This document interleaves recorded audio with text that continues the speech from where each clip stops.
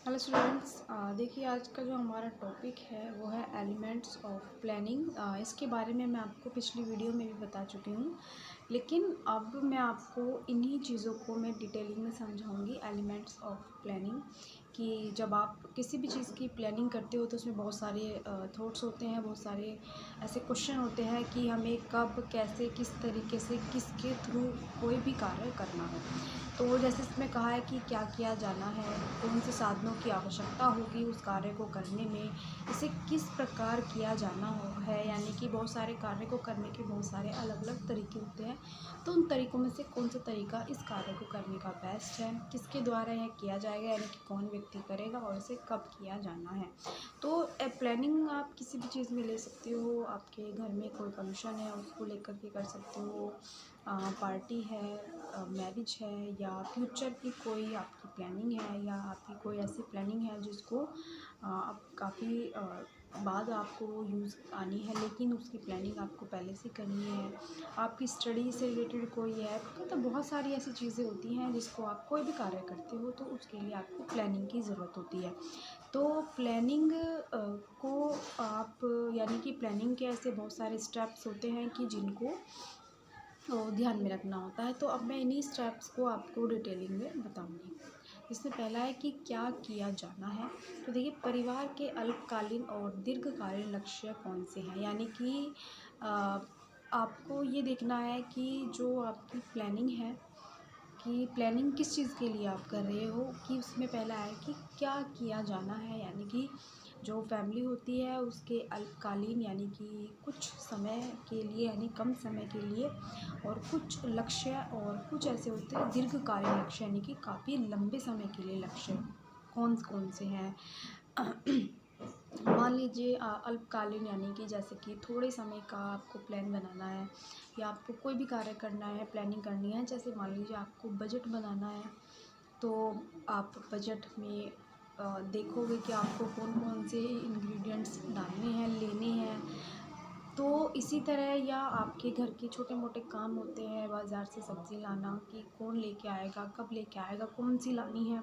तो ऐसे छोटे छोटे, फॉर एग्ज़ाम्पल सिर्फ छोटे छोटे हैं कि बहुत कम समय के लिए है, या शाम को घर में कोई फंक्शन है उसके लिए है, या शाम को और कोई ऐसी बहुत सारी प्लानिंग होती है, शाम को किसी का बर्थडे है तो उसके लिए प्लानिंग करनी है, या जो हफ्तों के लिए हो जाती है, कुछ दिनों के लिए हो जाती है, या कुछ एक मंथ के लिए की जाती है, यानी बहुत कम समय के लिए प्लानिंग की गई है। और दीर्घकालीन लक्ष्य वो होते हैं जिनमें महीने भी लग जाते हैं कंप्लीट करने के लिए, साल भी लग जाते हैं, और सालों में कई साल भी लग जाते हैं। जैसे कि एक नई फैमिली है, उनके बच्चे हैं, तो उनको अपने बच्चों की शादी के लिए पैसे जोड़ के रखने होते हैं, या उनकी जो शादी है उसके बारे में सोच के वो सोचते हैं कि उनको क्या करना है, पैसे की बचत किस प्रकार से करनी है, या दो व्यक्ति अगर जॉब करते हैं तो कौन से व्यक्ति की सैलरी को सेफ रखा जाए।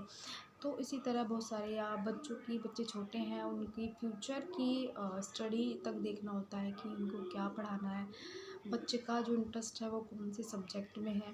तो ये, या फिर कभी कभी ऐसा हो जाता है कि एकदम से बीमारी आ जाती है, तो उसको उसके लिए पैसे जोड़ के रखने होते हैं, या ऐसी बहुत सारी परेशानी आ जाती है कभी कभी फ्यूचर में एकदम अचानक, तो उनके लिए भी हमें थोड़ा सा पैसा सेव रखना होता है। तो ऐसी बहुत सारी चीज़ें होती हैं कि हमें, अगर आप हाल फिलहाल में देख रहे हो तो आपको क्या करना है, शाम को बाज़ार से क्या लाना है, इस तरह की छोटी छोटी चीज़ें कि आपको क्या एक्चुअल में करना क्या है ना। मान लीजिए आपको अगर बजट ही बनाना है घर के राशन के लिए, तो आपको क्या करना है कि आपको बजट बनाना है, बजट में कौन कौन सी चीज़ें इंक्लूड करनी है, कौन कौन से इंग्रेडिएंट्स आपको डालने हैं, आपको एक्चुअल में लाना क्या है, तो यानी कि आपको क्या करना है। दूसरा आता है कि कौन से साधनों की आवश्यकता होगी।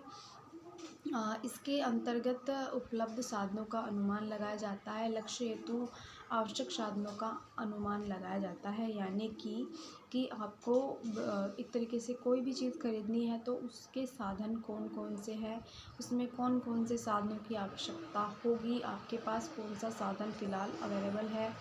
तो इसी तरह इसमें कौन से साधन आपको ज़्यादा ज़रूरी है। तो एक तरीके से कि साधनों का अंदाज़ा लगाना या फिर आपको देखना है कि या एक तरीके से अनुमान लगाना कि आपको कौन से साधन की आवश्यकता है। ठीक है, फिर इसके बाद आता है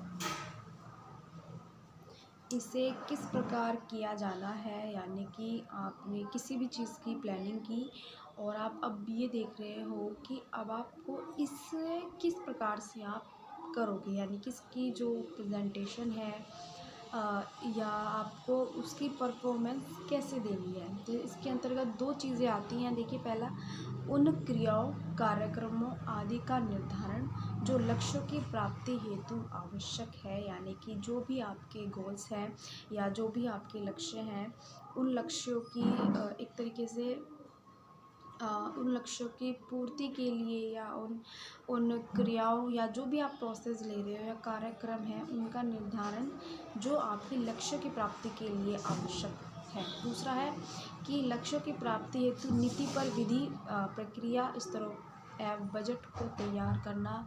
कि मान लीजिए आपको किसी फंक्शन की तैयारी करनी है, तो उसमें कितना पैसा लगेगा, उस बजट को भी आपको तैयार करना होता है। या आप ये देखते हो कि कितने मेंबर्स आपने इनवाइट किए हैं, तो उनकी भी एक लिस्ट बनानी होती है। तो आपको एक कुल मिलाकर के हर एक चीज़ को अरेंज करना होता है, प्लानिंग करनी होती है, सोचने होते हैं, नए थॉट्स डालने होते हैं उस चीज़ में अगर किसी चीज़ की कमी होती है। तो आप जो भी लक्ष्य आपका प्राप्त करना है, तो उसके लिए आपको एक बजट भी तैयार करना होता है। फिर आता है कि किसके द्वारा यह किया जाएगा। तो देखिए, इसके अंतर्गत परिवार के लक्ष्यों की प्राप्ति हेतु उत्तरदायी विभिन्न सदस्यों में कार्यों की जिम्मेदारी बांटी जाती है। तो देखिए, मान लीजिए कोई काम करना है, तो वो कार्य हम पहले सोचेंगे कि वो कार्य हम किसके द्वारा करें या वो कार्य किसके द्वारा कराया जाना चाहिए।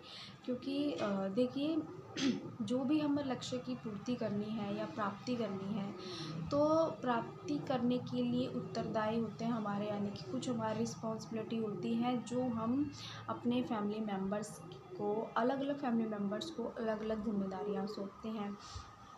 तो जो व्यक्ति जिस कार्य में बहुत अच्छा होगा, उस व्यक्ति को वो कार्य देना आसान होगा, क्योंकि वो कार्य अच्छे से कर पाएगा, वो उस चीज़ का एक्सपर्ट भी होगा और उसे उस चीज़ की नॉलेज भी होगी और काम बहुत ज़्यादा इजी हो जाता है या बहुत आसान हो जाता है।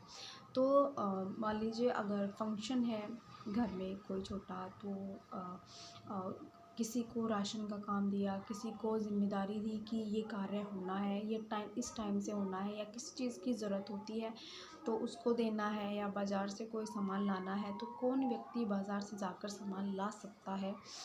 इस तरीके से, ये सिर्फ फॉर एग्ज़ाम्पल मैं आपको बता रही हूँ। ऐसी बहुत सारी चीज़ें होती हैं कि जो कार्य है वो किसके द्वारा किया जाएगा। या एक तरीके से मान लो एग्ज़ाम है, तो एग्ज़ाम है या आपको कोई टेस्ट देना है, तो उसके लिए आपको बहुत सारी चीज़ें की ज़रूरत होती है। तो आप ये देखते हो कि ये जो हमारा सामान है कौन लाएगा। या आपने किसी कंपटीशन में पार्टिसिपेट किया है, तो उसके लिए आपको बहुत सारी चीज़ें हैं वो चाहिए होंगी, तो आप देखोगे कि वो किसके द्वारा मंगाया जाएगा या कौन व्यक्ति उसको बहुत ज़्यादा अच्छी तरीके से परचेज़ कर सकता है, उसको खरीद सकता है। तो इसके अंतर्गत बड़े लक्ष्यों को छोटे लक्ष्यों में विभाजित कर दिया जाता है, यानी कि एक बड़ा काम होता है किसी भी फंक्शन को एक तरीके से हैंडल करना। लेकिन जब उस बहुत बड़े काम को बहुत जनों में या अपने फैमिली मेम्बर्स में बांट दिया जाता है, छोटा छोटा कर दिया जाता है कि किसी को कुछ सामान लाना है, किसी को डेकोरेशन करनी है, किसी को मार्केट से सामान लाना है, किसी को खाना बनाना है, किसी को लिस्ट बनानी है कितने कितने एक तरीके से आपके गेस्ट आ रहे हैं या कितने को गेस्ट की केयर करनी है। तो इसी तरह बहुत सारे काम जो होते हैं डिवाइड हो जाते हैं कि एक ही काम का बर्डन एक ही व्यक्ति पर नहीं आता। वो बहुत बड़ा काम छोटे छोटे व्यक्ति जब बांटा जाता है, तो वो छोटे लक्ष्यों में विभाजित कर दिया जाता है। तो अगर हर व्यक्ति अपनी जिम्मेदारी को निभाता है, तो एक तरीके से वो काम बहुत ज़्यादा आसान हो जाता है। तो और विभिन्न स्तरों पर जिम्मेदारी दी जाती है, यानी कि अलग अलग एक तरीके से स्तर होते हैं कि अलग अलग स्तरों पर ज़िम्मेदारी दी जाती है। तो ये जो चीज़ें हैं ये आप किसी भी चीज़ में ले सकते हैं। लास्ट है कि इसे कब किया जाना है, किस इसके अंतर्गत विभिन्न क्रियाओं के संपादन हेतु समय क्रम का निर्धारण किया जाता है। या घर में कोई फंक्शन करना है तो आप उसको देखते हो कि किस व्यक्ति के पास कब समय निकलेगा, या ऐसा कोई डे डिसाइड करते हो कि जिसमें लगभग सभी की छुट्टी होती है, जिसको आप सब फैमिली मेम्बर्स इजीली उस कार्य को कर सकते हो। तो इसी तरह उसको करने के लिए आप एक तो समय को ध्यान में रखोगे और इसका जो एक सीक्वेंस है उसको सीक्वेंस को डिसाइड करोगे। तो पहले आप तय करोगे कि आपको ये जो फंक्शन है ये कब आपको करना है। तो इसी तरह आपके बहुत सारे स्टेप्स होते हैं, या ज़रूरी नहीं है घर में फंक्शन ही हो, बहुत सारी चीज़ें होती हैं कि किसी काम को कब शुरू किया जाए, वो भी आप देख के करते हो कि सबकी छुट्टी कब है या कोई काम की शुरुआत करनी है तो उसको कब करना है। तो इसी तरह जो स्टूडेंट्स, ये टॉपिक है हमारा एलिमेंट्स ऑफ प्लानिंग, ये यहाँ पे कंप्लीट हो चुका है। अब मैं आपको नेक्स्ट वीडियो में दूसरा टॉपिक बताऊँगी।